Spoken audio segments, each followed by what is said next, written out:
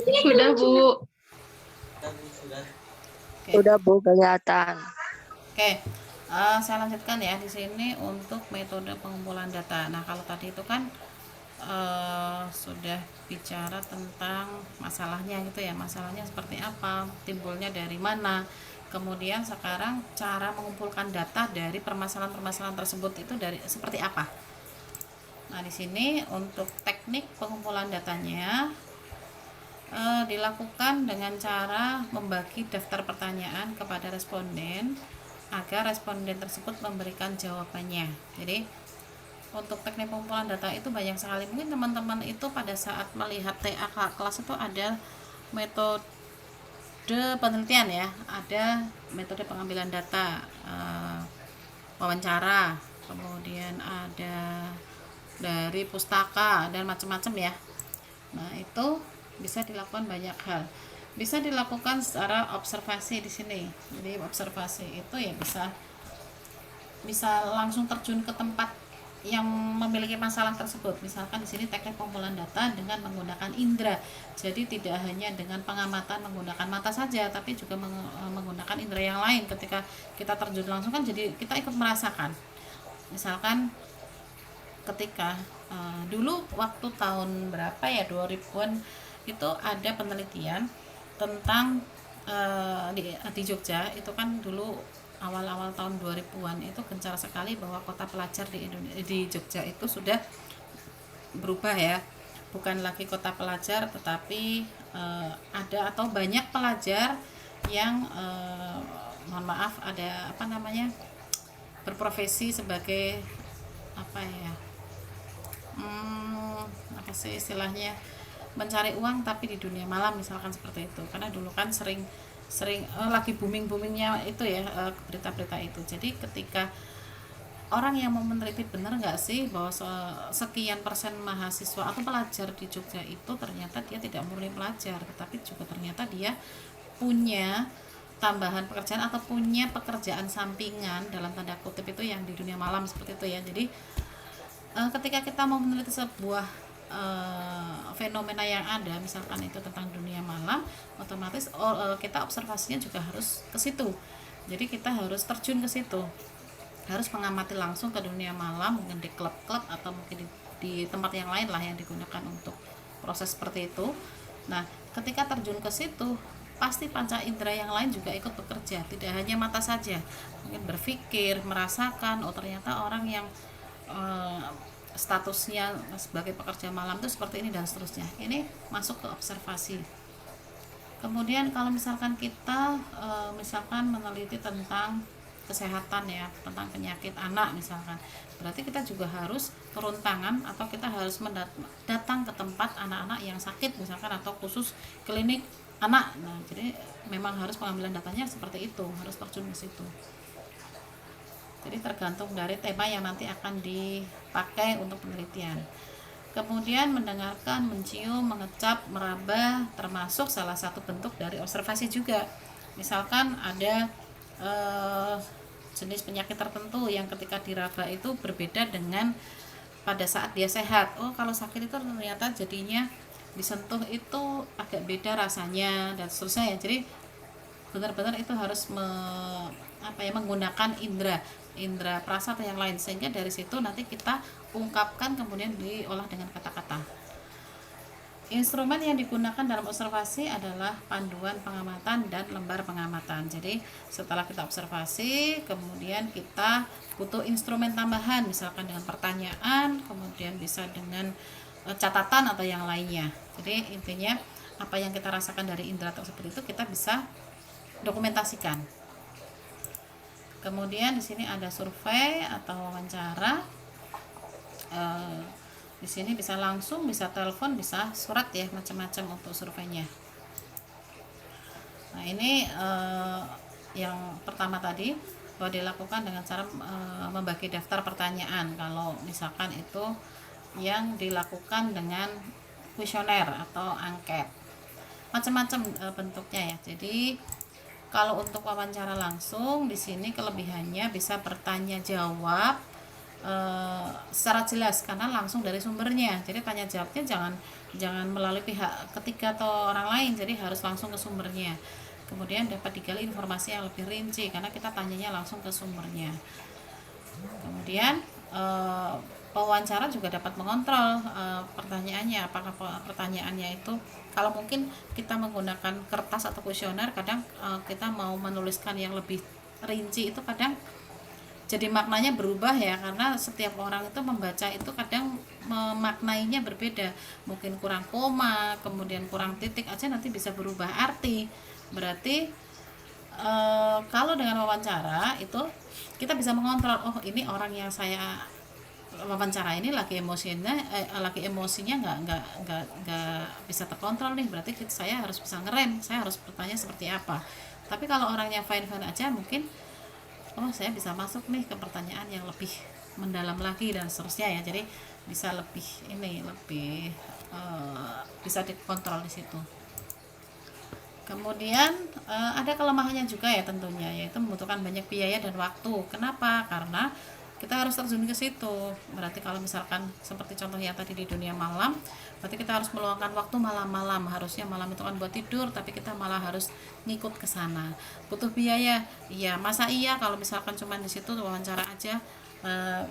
Kadang orang itu di wawancara kalau tidak kita kasih imbalan itu nggak mau, atau mungkin kalau yang pernah saya tahu, yang pernah saya baca itu penelitian yang tentang masalah mayoritas sekian persen mahasiswa itu adalah, mohon maaf, PSK gitu ya, itu mereka juga istilahnya booking, tapi tidak melakukan, tapi booking, oh biar tahu transaksinya seperti apa. Jadi sampai segitunya memang kalau untuk agar penelitian itu lebih lebih akurat, lebih hasilnya itu lebih bagus ya, memang harus seperti itu. Biarpun tidak benar-benar, tetapi itu si penelitinya harus tahu prosesnya seperti apa. Kemudian memerlukan orang yang ahli untuk wawancara. Jadi kalau misalkan kitanya sendiri mau ngomong nggak bisa, ya nanti untuk wawancaranya yang jawab juga akan semakin bingung. Jadi setidaknya komunikasinya juga bisa harus lancar. Kemudian untuk yang wawancara melalui telepon, kelebihannya adalah biaya dan waktu itu lebih murah, karena telepon itu kan sudah bisa diketahui ya, telepon itu misalkan 1 jam itu sudah dapat pertanyaan banyak sekali. Tapi kalau misalkan langsung seperti yang tadi itu, belum tentu loh begitu datang langsung tanya bla bla bla, itu kan tergantung dari moodnya. Kita juga harus melihat respon dari lawan bicara ya. Lebih murah karena kalau telepon itu kan tarifnya 1 jam paling udah sudah cukup dari pertanyaannya, kemudian biayanya juga nggak terlalu mahal. Tapi kalau langsung bisa jadi harus membawakan oleh-oleh, memberikan souvenir dan yang lainnya. Nah, karena itu adalah sisi kemanusiaan sebagai untuk menghargai lawan bicara kita. Bahkan untuk yang kuesioner pun juga seringnya kalau misalkan sering dimintain tolong untuk mengisi kuesioner, juga ada buat tangannya, entah itu flash disk atau apa ya, itu dikali berapa orang yang nanti akan kita ambil datanya, itu juga akan membutuhkan banyak biaya. Nah, di sini umumnya kalau lewat telepon itu memang langsung dijawab ya, karena bertele-tele itu biasanya cuman kabarnya jadi cuman berapa menit di awal ya. Tapi kalau secara langsung itu biasanya akan lebih lama, tapi informasinya pastinya akan lebih banyak yang didapat kalau untuk yang langsung. Nah, kelemahannya di sini kalau untuk telepon, tidak semua responden itu memiliki telepon. Kalau zaman sekarang pasti punya sih ya, cuman kadang itu ada yang tidak bisa ngomong di telepon tapi bisanya langsung, atau artinya ketika di telepon itu tiba-tiba hilang semua, blank gitu ya. Kemudian waktunya juga terbatas, karena mau telepon di jam kerja sibuk kerja, mau telepon di luar jam kerja sudah malam, sudah sore, nanti mengganggu aktivitas dan yang lainnya. Kemudian di sini untuk surat, wawancara melalui surat, mungkin kalau sekarang sudah jarang dilakukan ya. Kalau untuk surat, biaya dan waktu lebih murah, kemudian tenaganya juga sedikit. Di sini ada waktu untuk berpikir juga, tapi kelemahannya di sini juga banyak. Kelemahannya apa? Sasaran yang dituju itu sering tidak sampai. Kadang itu suratnya, apalagi kalau orang yang kita mau ambil datanya itu adalah orang yang sibuk gitu ya, kadang nggak sempat baca surat, justru yang balas adalah anak buahnya. Kemudian responnya kadang juga tidak ditanggapi, ngapain lah balas-balas surat, malas dan seterusnya. Jadi pertanyaan juga tidak bisa dilakukan secara lebih intensif mendalam ke pokok permasalahan. Dan melalui kuesioner atau angket. Nah, di sini sifatnya adalah terbuka.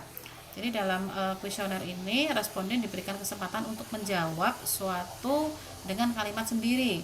Karena di sini adalah pertanyaannya adalah bagaimana pendapat Anda, bagaimana menurut Anda. Jadi orang yang menjawab itu bebas berekspresi, bebas bereksperimen atau bebas menjawab.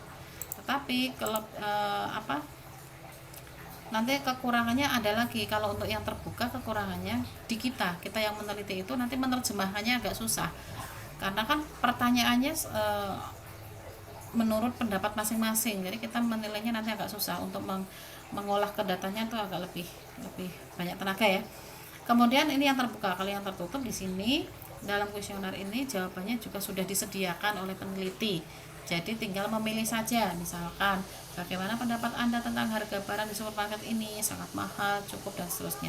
Ini mengolah datanya nanti akan lebih mudah, karena kalau sangat mahal itu misalkan poinnya 5, ini 4, ini 3, ini 2, ini 1.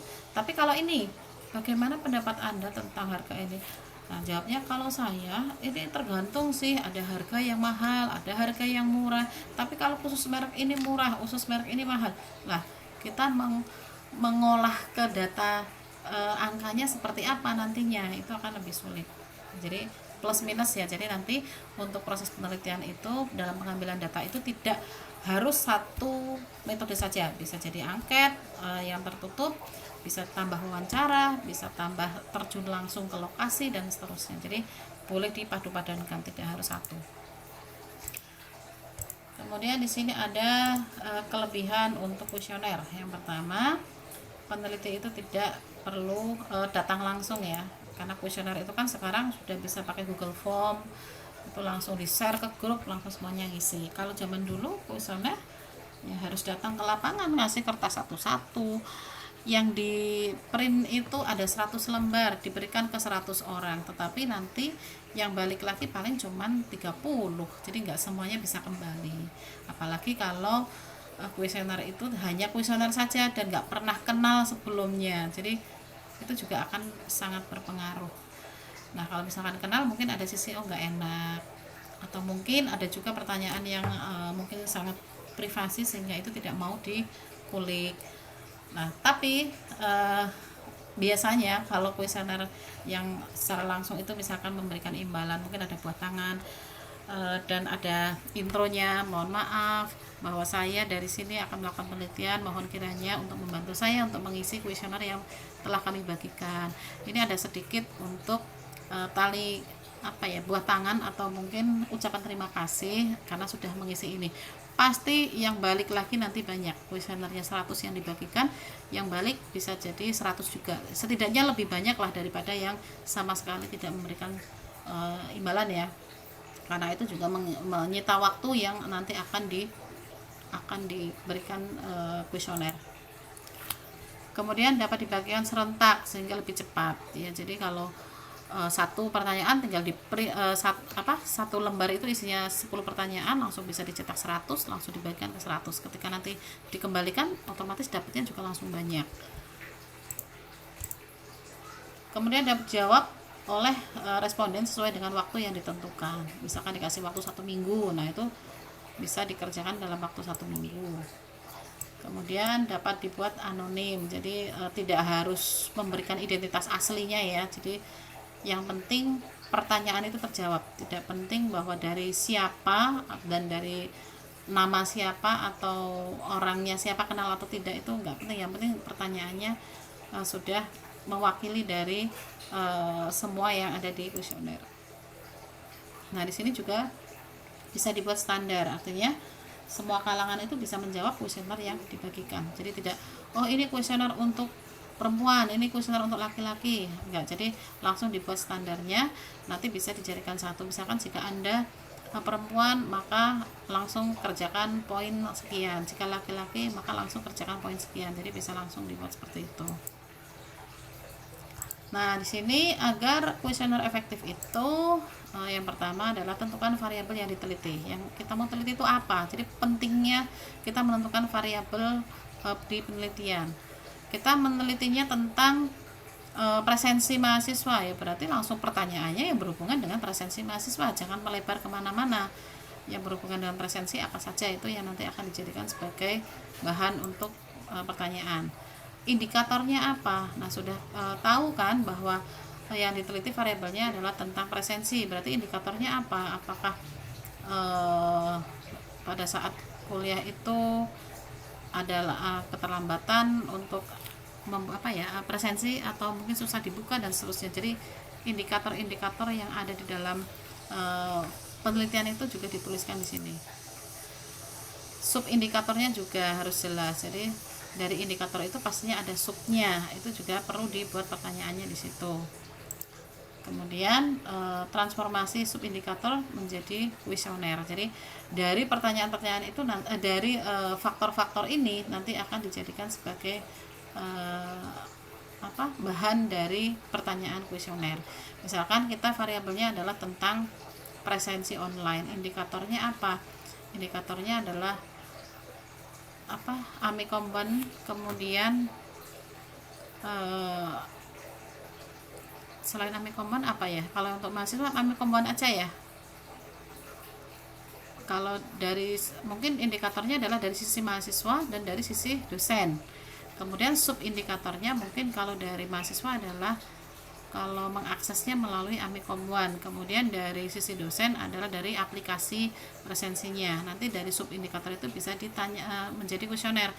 Misalkan jika Anda adalah dosen, maka pada saat menginstal apakah sering muncul kendala, atau mungkin pada saat presensi apakah muncul kendala. Kemudian ya pertanyaan-pertanyaan yang berkaitan dengan inilah masalah-masalah yang nanti ada di presensi. Jadi ini nanti akan dijadikan sebagai bahan kuesioner. Nah, di sini ada contoh. Jadi judul penelitiannya adalah analisis pengaruh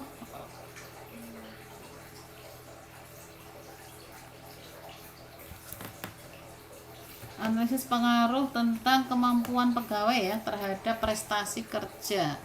Di sini ada variabelnya adalah prestasi kerja, kemudian fasilitas kerja, kemampuan pegawai. Indikatornya adalah untuk prestasi kerja, kemudahan dalam menjalankan tugas, kemandirian dalam menjalankan tugas, dan kalau misalkan masih ada indikator yang lain itu boleh ditambahkan lagi di sini.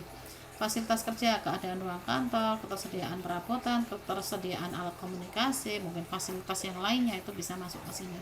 Sub indikatornya di sini adalah ketika kemandirian dalam menjalankan tugas, subnya adalah petunjuk dari atasan, bantuan dari rekan kerja. Kemudian menjadi sebuah pertanyaan, apakah atasan Anda senantiasa memberikan petunjuk, apakah rekan kerja Anda senantiasa memberikan bantuan, dan seterusnya. Nah, jadi semuanya ini di breakdown menjadi sebuah kuesioner. Nah, ini judulnya, kemudian variabelnya apa saja. Judulnya mungkin tadi adalah perkuliahan online, kemudian variabelnya di sini ada presensi online, kemudian ada jaringan atau mungkin bantuan kuota dari kampus atau yang lainnya ya, tergantung dari tema yang nanti akan kita angkat.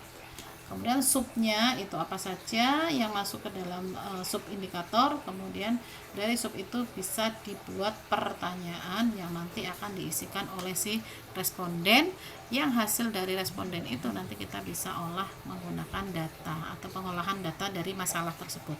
Nah, masalahnya diambil dari mana? Dari kuesioner. Nah, di sini untuk petunjuk kuesioner yaitu gunakan bahasa yang sederhana saja. Pertanyaannya jelas dan khusus. Kenapa? Karena kalau nggak sederhana nanti bingung, karena setiap yang membaca itu atau yang mengisi itu kan beda-beda ya. Tidak boleh kita menyetarakan dengan kita. Oh, masa kayak gini nggak paham, masa kayak gini ya, nggak boleh. Tapi harus yang sederhana mungkin, yang umum, bahasanya yang umum sehingga orang itu paham. Kemudian pertanyaan berlaku untuk semua responden berkaitan dengan masalah dan sasaran penelitian.